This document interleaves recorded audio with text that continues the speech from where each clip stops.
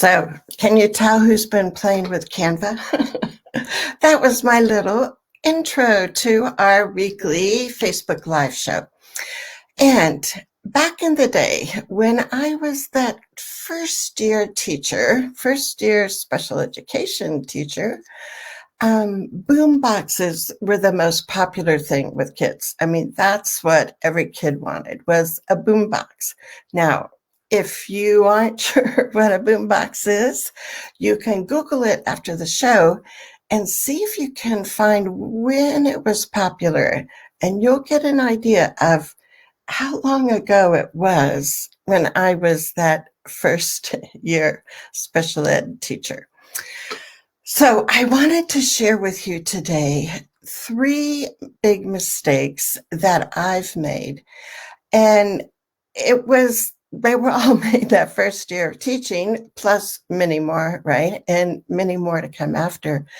But then we're also going to tie it together and look at what those mistakes had in common and what individualized specific action steps that you can take so you can make sure that educators and parents have the support that they need to do the job that they have.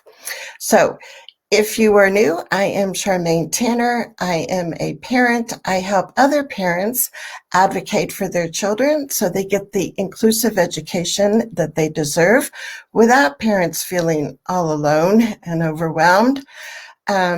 And I do that with our weekly Facebook Live trainings here, and also when parents hire me to work one-on-one with them. So let's dig into going back in time and thinking about my first year teaching. Now, I was hired in December of the school year because the district had just decided they would start transitioning students from this segregated school into a self-contained room in a public school. And this was progress when I was teaching. So I was hired in December to be this new self-contained teacher at this elementary building. And of course, I'm nervous that first week. I want to make sure everything goes well. Things seem to be going pretty smoothly. Thursday, one of the students in my class, Kevin, was like stomping his feet. He was pounding his desk. He was threatening to throw the chair and hit other kids. And it was like, oh, I'm not sure what to do. So what I did was kind of fall back on something that my teachers did, right? I mean, a lot of times we do that, even as parents, we kind of revert sometimes to what our parents did. So what I did as that first week teacher was I asked Kevin, I calmly said, Kevin, please go out in the hall, wait a few minutes, kind of, get calm, and then, come back in. Well, Kevin stomped out, but he went out in the hall and I watched, and he sat down on the bench by the coats out there in the hall. So I went back to my class and we were finishing the group activity, and a few minutes later we were done, and I thought I'll peek around and see how Kevin's doing. So I peek around and there's no Kevin. It's like, what? So I'm like looking up and down the hall. I'm looking back in the room. Did he get back in the room? And I didn't see him. No Kevin.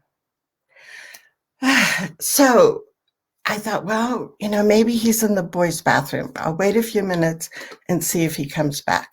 So I probably only was able to wait like 30 seconds. And I thought, I need help. And I'm going to have to call the office my first week of working here and tell them I have a missing student.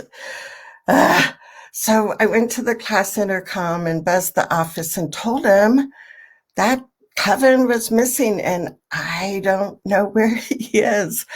And I knew I couldn't leave my class. So luckily the principal was available. He searched the building. He looked in all the boys' bathrooms. He, checked the lunchroom, the playground. No Kevin. So then the next thing we had to do was call the parents, right? And tell them their son is missing, which wasn't a great phone call to make. And kind of making the story shorter, 2.5 hours later, Kevin's parents found him in this empty house next door to them. And Kevin had decided he wasn't going to wait in the hall. He was going to walk home. And he knew he couldn't get into his house. So he went into this empty house next door, and he was going to wait out to the end of the day and then walk in the house and pretend like he had just got back from school. So my first big mistake that I made as that first-year teacher was somehow I thought it was okay for us to segregate students.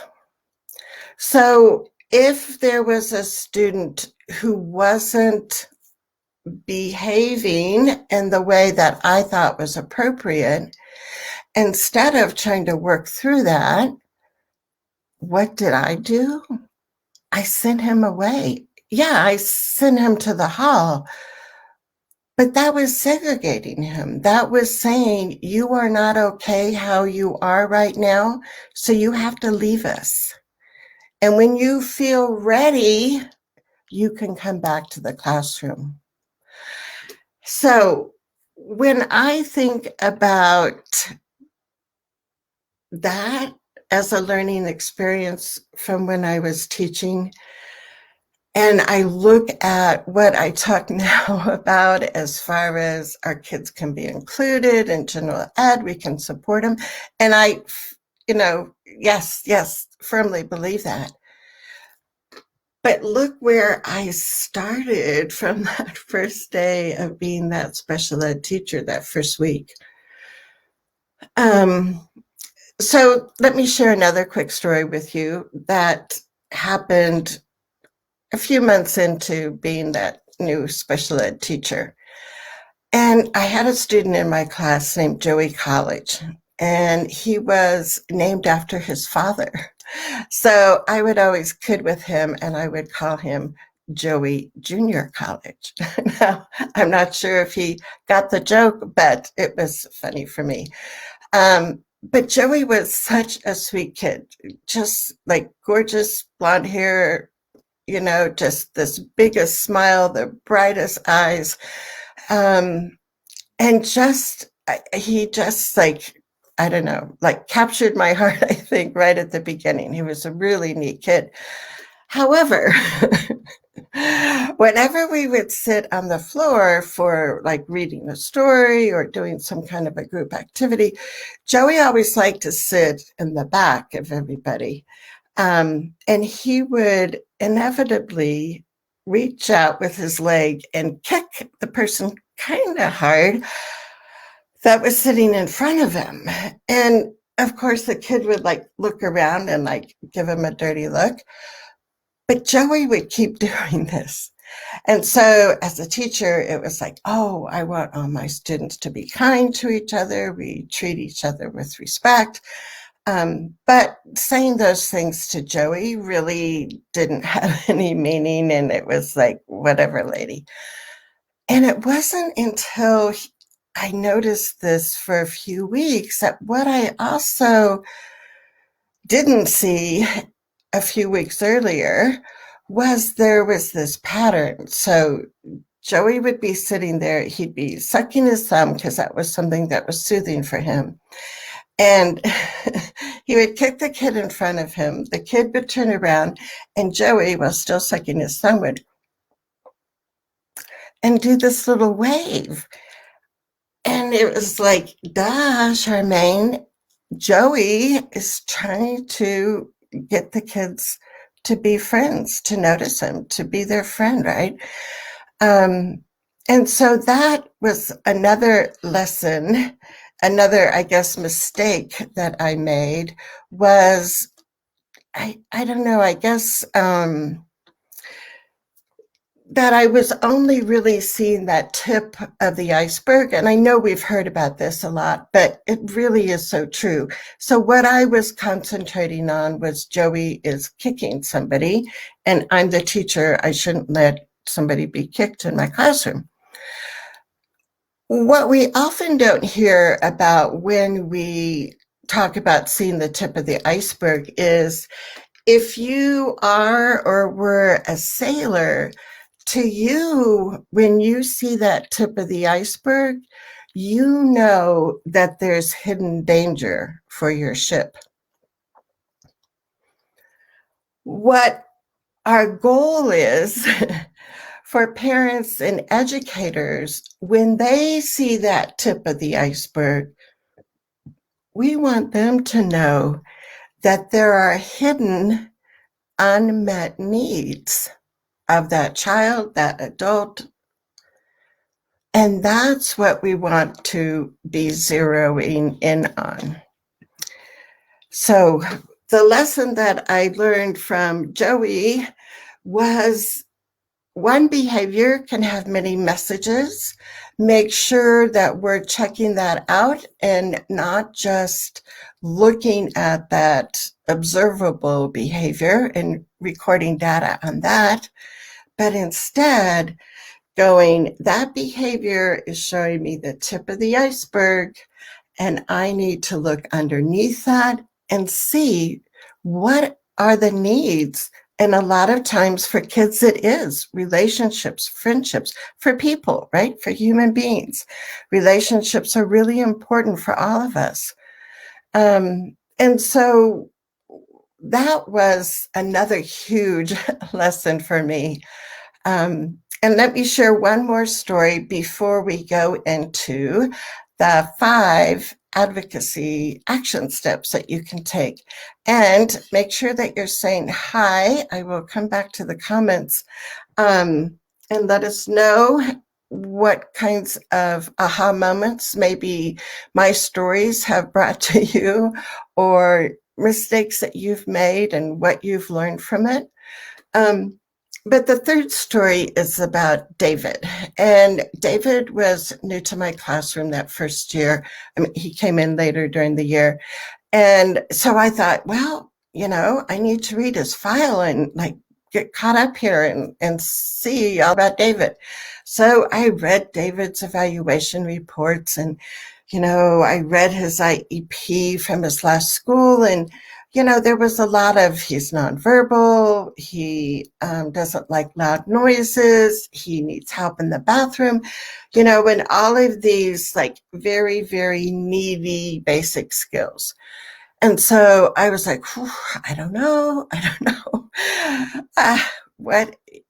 How am I going to start off with David in my class, and how are we going to, be able to work together? So the first day that he joined our class, he saw the reading center, and he just kind of made a dash over there to the reading center, and he just loved the magnetic board and the magnetic letters.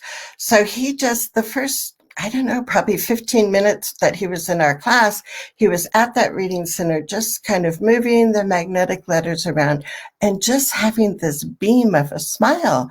And I thought, cool, there's something in my room that David loves, and he can work on his pre-reading skills, right? By playing with these magnetic letters.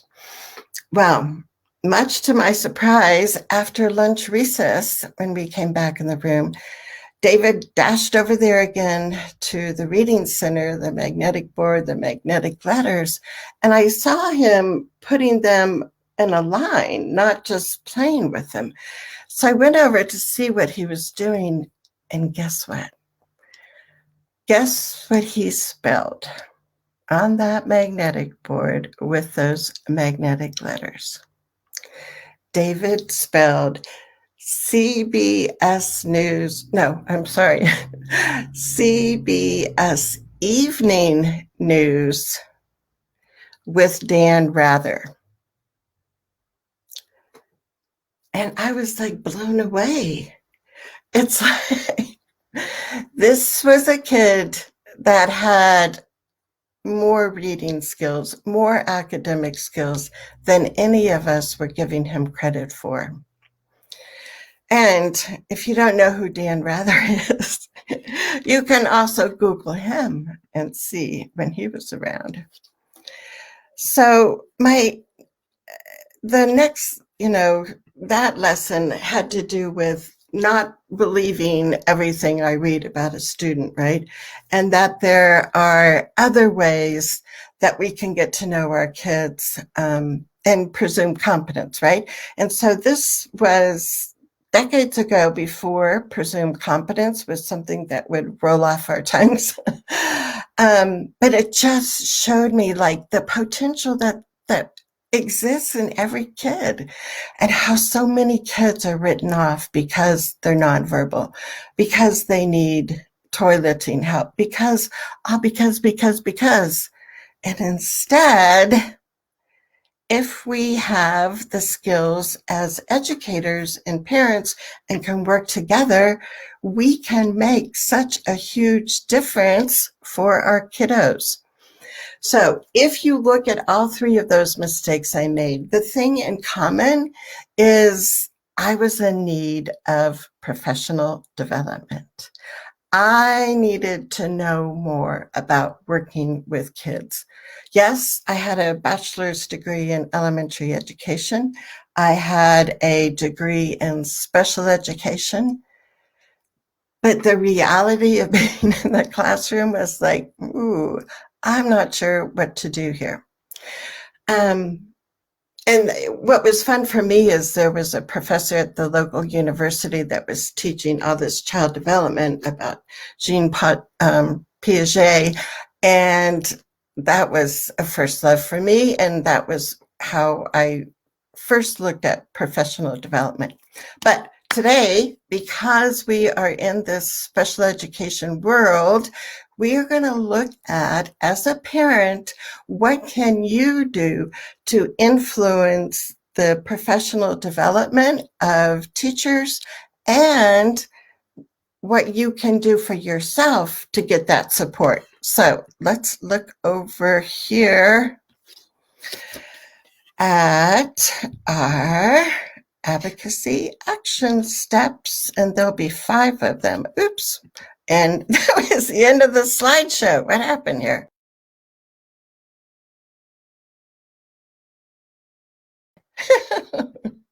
All confused. Okay, I'm going to go back up here to the banners because I pre-wrote what you can do for your action steps, so I don't forget any of these. So one is looking at professional development, talking to the principal, talking to your special ed director, even maybe if you have like an assistant superintendent of curriculum, those kinds of leaders and decision makers in the district, and talk about, how are the topics for professional development days decided on? Are there certain days that the district has all the teachers and they do a certain topic? Is it totally up to the buildings throughout the year to do what they want for professional development? And the 3 that I think are like so important, that if you can influence a principal or an administrator to offer teachers training and coaching on things like universal design for learning, co-teaching, and understanding behavior as a form of communication. Like if everybody could be trained by Ross Greene, that would be like a dream, right? Made in heaven. It's like, so think about having those conversations about what are the professional development priorities for this year. A lot of times they might already be in place, but there could be also times where if your building has, like monthly staff meetings, and part of that might be devoted to, what can we do? What is this behavior telling us? Let's brainstorm together, whatever. But look at how you can start influencing the schedule of professional development in your district. Now, the other thing to me that always comes when I talk about professional development is we don't just want these, fire hose lessons or courses or workshops, and teachers are then left to figure it out and implement it by themselves. So the other action step that you can take is to see if there are other teachers in your building or other teachers in your school district that have experience with universal design for learning or co-teaching or understanding behavior.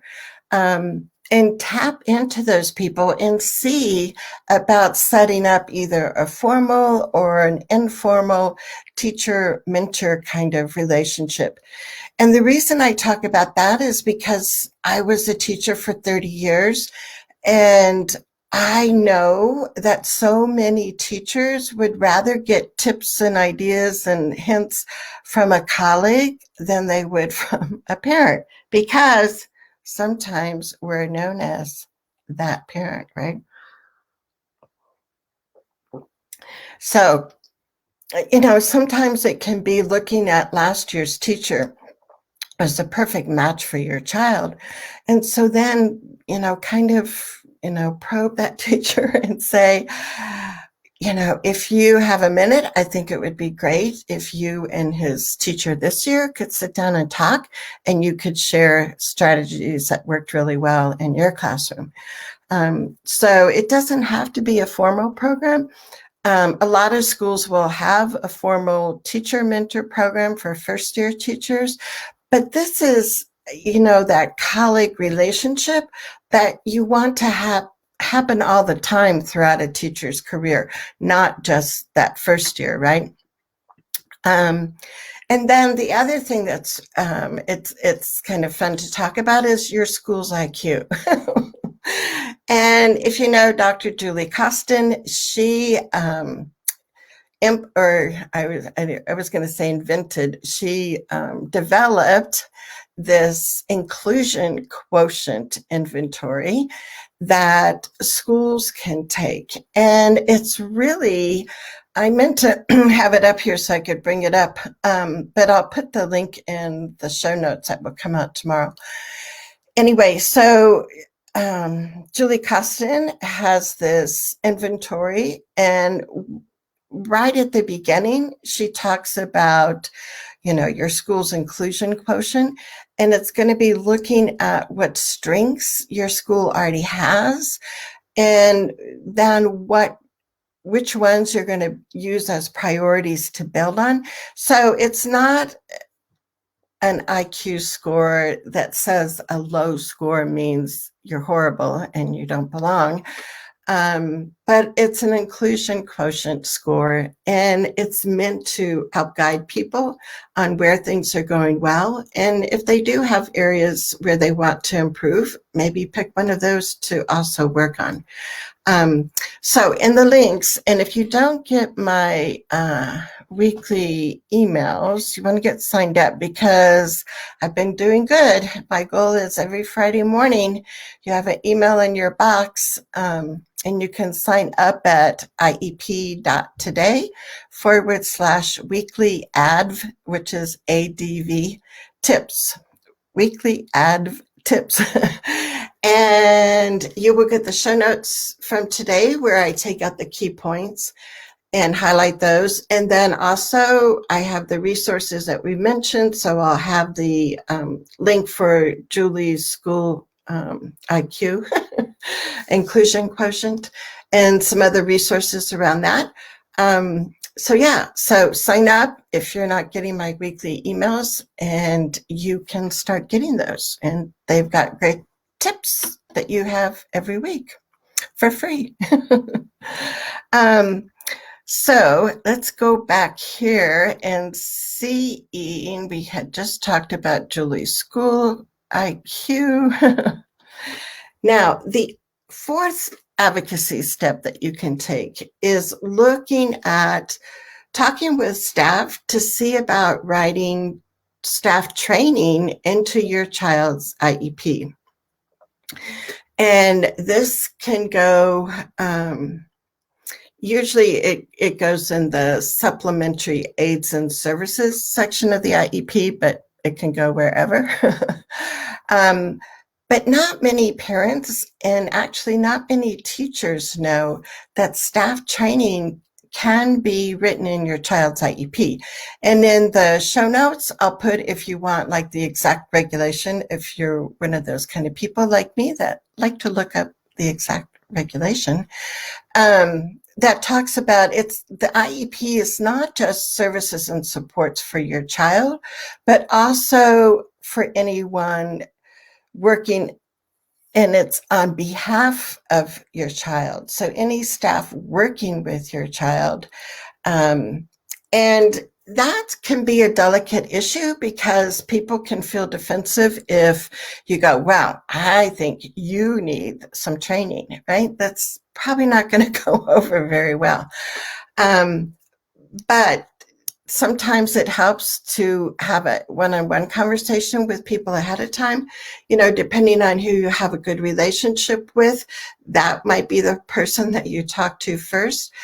But what I have found with a lot of teachers is they are actually appreciative of having something specific written in the IEP so the teacher can get training on the science of reading or can get training on universal design for learning.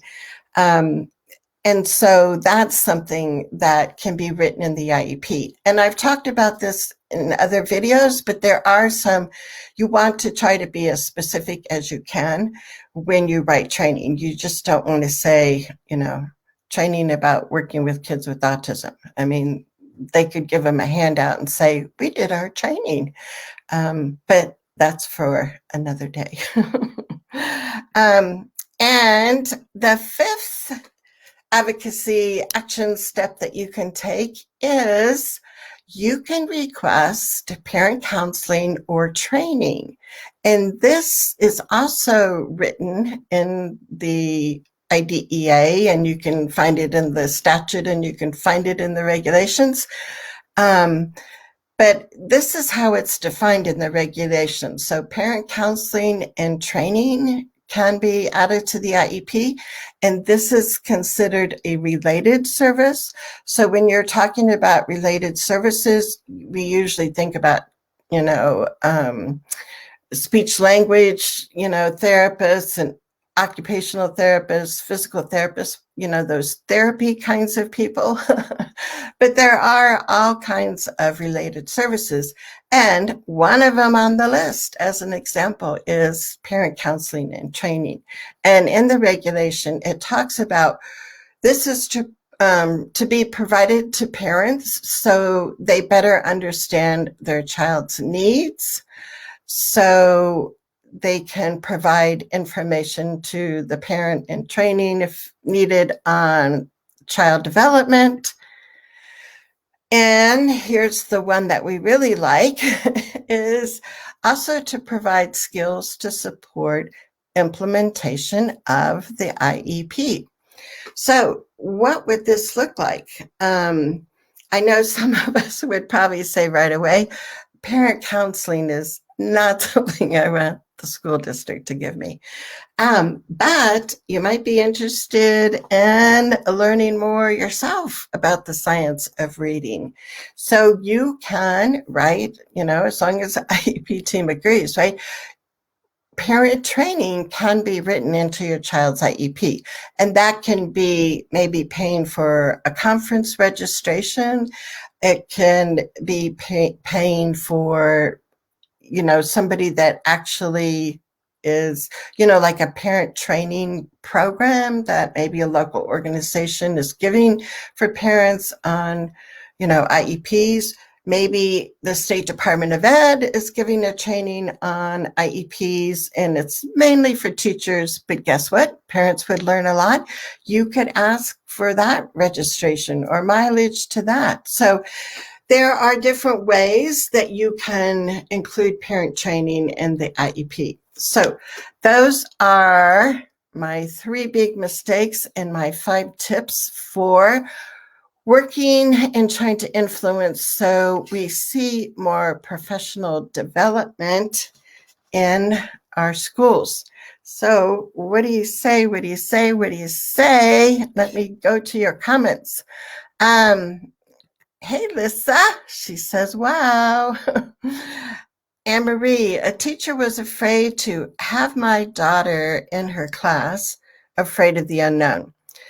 But after school started, the teacher told me this was a positive opportunity. Yeah, and look at that difference. Because I think that's what happens. People see, the only description they see of our kids is what's written on paper. And it's usually the school records written on paper. So that's why those like one-pagers, those about me kinds of things are so important for parents to share with teachers. But celebrate, Emery. Where's my celebration little thing? I used it the other day because we love it when that light bulb turns on and teachers see our kids as something that's going to add to their classroom, right? And I have to put these on and off. Carla, amen. I'm not sure what part you were saying amen for, but we'll take it. Anne Marie says, I've seen school boards being approached with looking at district schools IQ to help promote inclusion. How cool, Anne Marie. That is pretty wonderful. I know Julie Costin has done some work consulting with some districts in South Carolina. So maybe that's where that influence came from. But yeah, in the email I'll send out tomorrow, I'll have the link for the, what does she call it? Inventory, or I'm not sure, but the school's inclusion quotient, kind of a rating scale. So that is cool. I love it. I love it. I love it. Oh, good. Did you send me an email, MC? Because last week she won another mug. But I told her there's other styles, so she can go to my inclusion store over at Teesprings and you can find your own mug. And maybe we'll give another one away today. Or what we can do is we can give people a choice. If you'd like the hello, my name is that parent mug, or if you don't have a copy of the Amazon #1 best-selling book, The Art of Advocacy, written by me, you could choose that. So remind me, because I forget at the end of the show to do the drawing. And the way you get in the drawing is making comments. So guess what? The more comments you make, the better your chance of winning. Amy, so that I didn't know. I didn't realize parent training can be for money for outside training. Oh my gosh. Well, nobody's going to offer that on a silver platter. That's an example. And I think it can happen, right? I mean, it's happened for some parents that I know. And I always figure, hey, if it's happened for somebody else, it can happen for me too. So yeah, that's that kind of thinking outside of the box. And I know Amy and I are going to do a show together in October about those kind of out of the box thinking. But yeah, I mean, that's a perfect way for districts to support parents. And, you know, my only hesitancy about saying that they'll pay for a workshop or something is you need more than just going to a workshop one time to really get things. So just like for staff development for teachers, that ongoing peer coaching is like critical if you want anything new to get implemented in your school. The same thing for parents. And so I see myself as an advocate providing that parent training. So when parents hire me one-to-one to help them with their child's IEP, to attend meetings virtually, or I don't know if there'll be any in-person ones, I provide that parent training. And there have been times, but you usually need an attorney, but there have been times when things have, kind of escalated, and I've been working with the family as an advocate, helping them to understand special ed process and all that good stuff. And it's like, no, this isn't getting resolved. We need to bring in an attorney. And instead of going like right for due process, usually the attorneys will meet and they will try to resolve and come to some kind of a settlement, right? And I and the attorney and the parent have been successful with the school district paying part of my costs to the parent because I've been providing training for the parent all along. And that's something that the school district is really responsible for. I mean, right, it's like any other related service, right? You're going to have to make your case for it. But yeah, I mean, so all of those things are possible. You don't hear about them. School districts aren't going to offer it to you, but be creative. And maybe it's like the district bringing in a speaker and then having follow-up workshops online or whatever for like parent training. I know I do, speaking and ongoing kinds of workshops like that. So things like that are really possible. And that can fall under that parent training and or the teacher training. So yeah, you could make that really happen. And I have to remember where I put my glasses. And to be fair, her first in-person impression wasn't favorable. Well, and that's okay. It's all about being human and having grace. And I think that's going to be something that is common, that maybe those first impressions are like, whoa, how is this going to work? But over time, and it sounds like your child's teacher did it rather quickly, you recognize that ableist thinking and those ableist words, and you do connect with that child, and you do understand that there are so many things that you can help them learn, so many things that they're going to be teaching you. And it's like, yeah, so that's okay if the first impression wasn't, she didn't embrace your child. But look how she's coming along. And, just like the mistakes that I talked about the first year of my teaching, I learned lessons from those mistakes, but I repeated those mistakes continually. So it's not like a one and done that we're going to change our behavior, we're going to change our thinking, we're going to change our word choice and make it part of who we are. It's just this, kind of cycle that we have to keep, it's that spiral curriculum that we have to keep coming back to and learning and relearning from those mistakes. But as long as teachers are willing to say, I messed up here, but guess what? This is what I learned, and this is what we're going to do next time. Then that's, to me, a celebration and a win.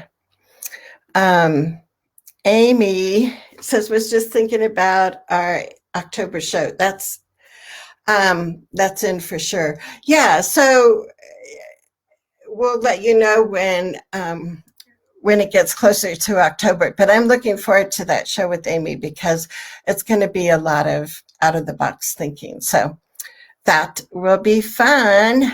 And Mindy, hey Mindy, thank you. She says you do good work, Charmaine.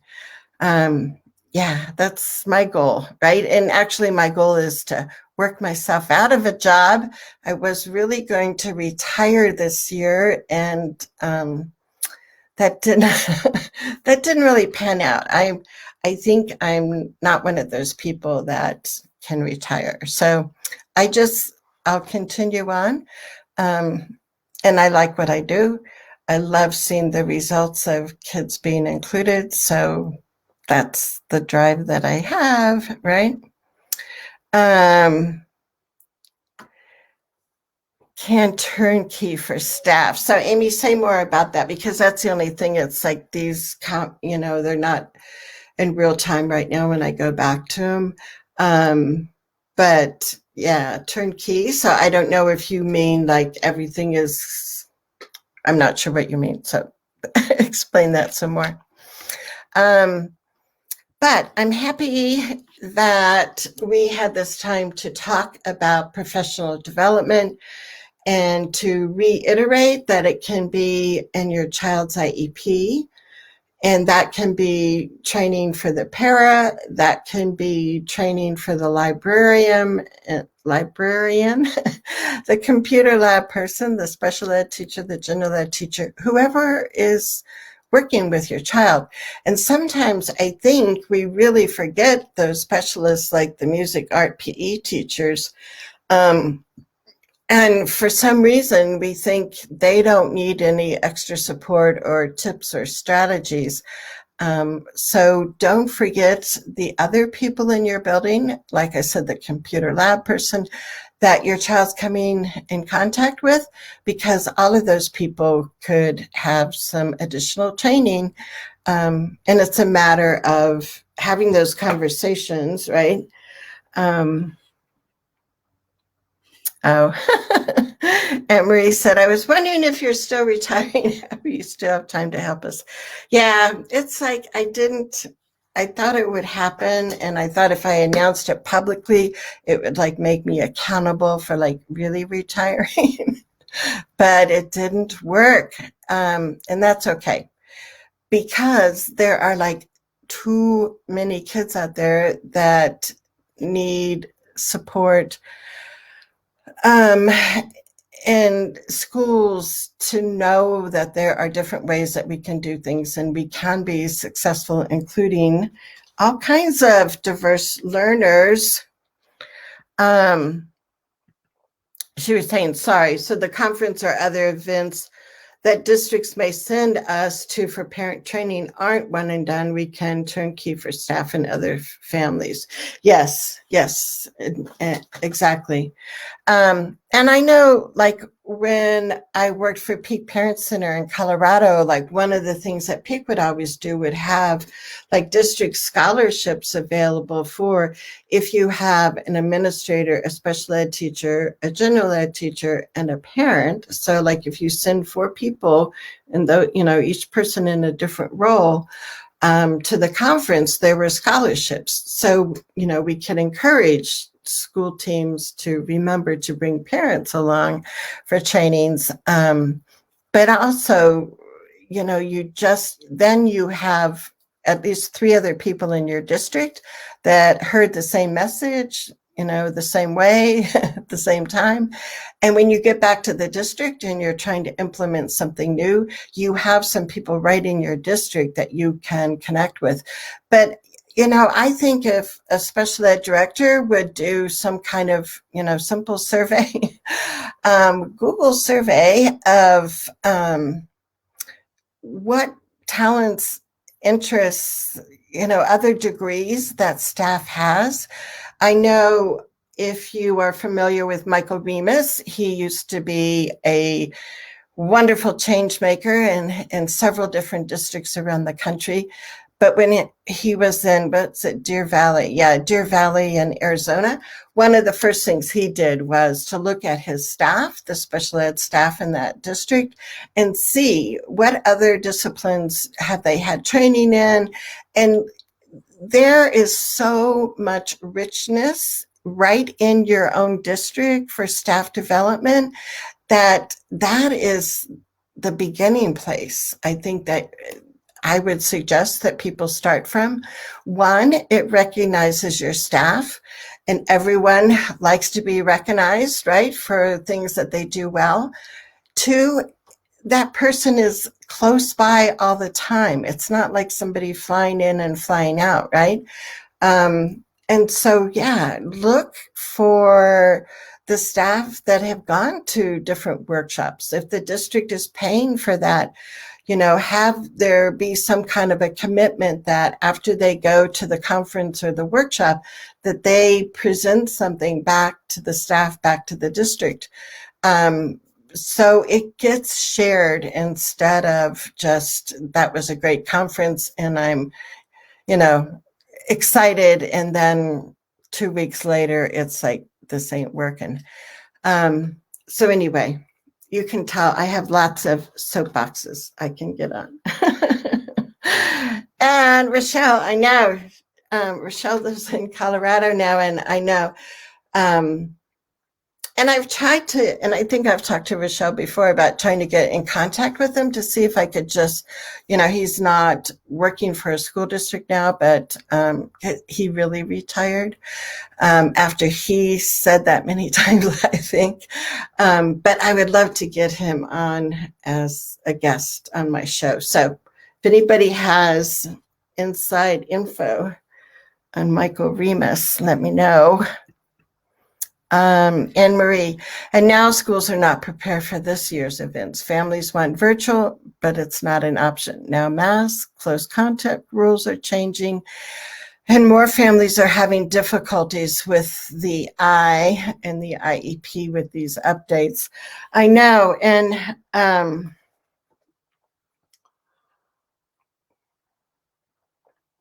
it's such a, I was so hoping that this would be a smoother school year. Where I live, for our kids, this is the first day of school. There's other school districts nearby that the kids have been going for, a week or two already. But yeah, I mean, our school district Tuesday night, the school board had a meeting, and of course there were lots of parents on, different sides, different viewpoints. And, here it was a couple of days before school was going to start, and they're trying to make a decision about mask and quarantine policies. And it's like, parents are like, can't you tell us? Like, we need to be able to plan this, right? Yeah, and that's where you do have those rights as a parent, if your child's on an IEP, to talk about, well, guess what? You really can't just say to a parent, virtual schooling isn't an option. It depends on your child's needs and what your child's unique needs are, or what the district is obligated to provide support with, right?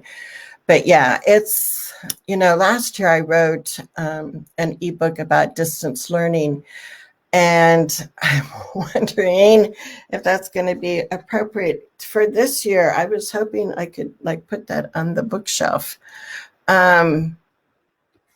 Angela, I heard he was in Prescott or Flagstaff, and I think the last place I could find him was Sedona, which is that's a pretty nice place to be. And I think at that time he was like a co-special ed director or an interim one or something, but it seemed like there were two. But I think he just did that for a short amount of time in Sedona. So yeah, we'll have to put our Google fingers to work and figure out.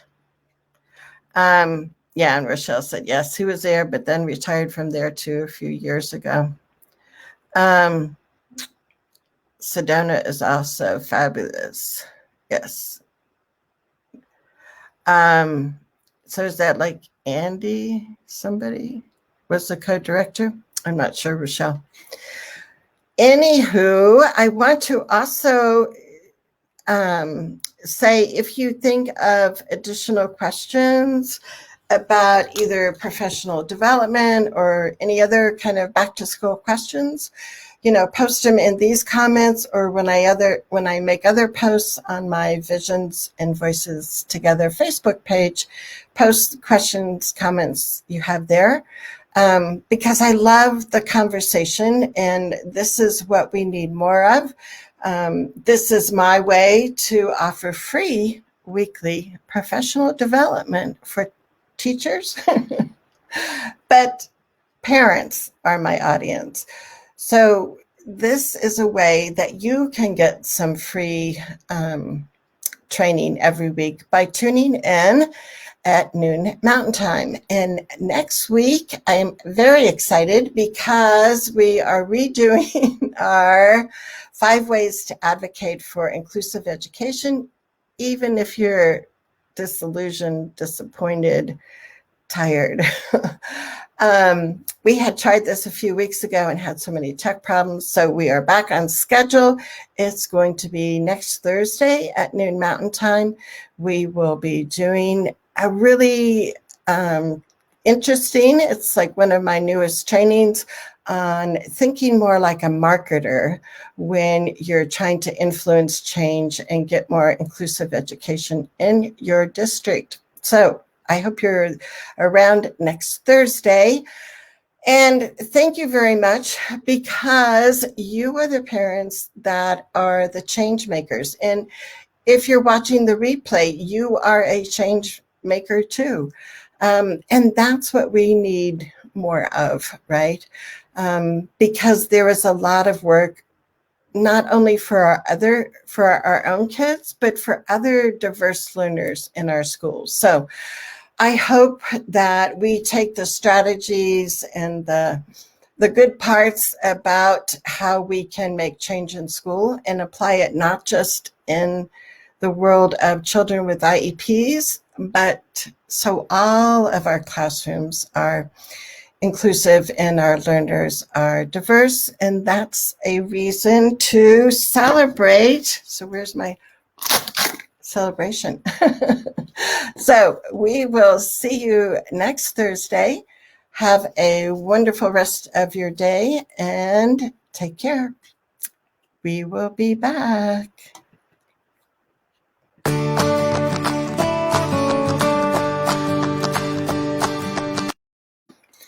And I'm over.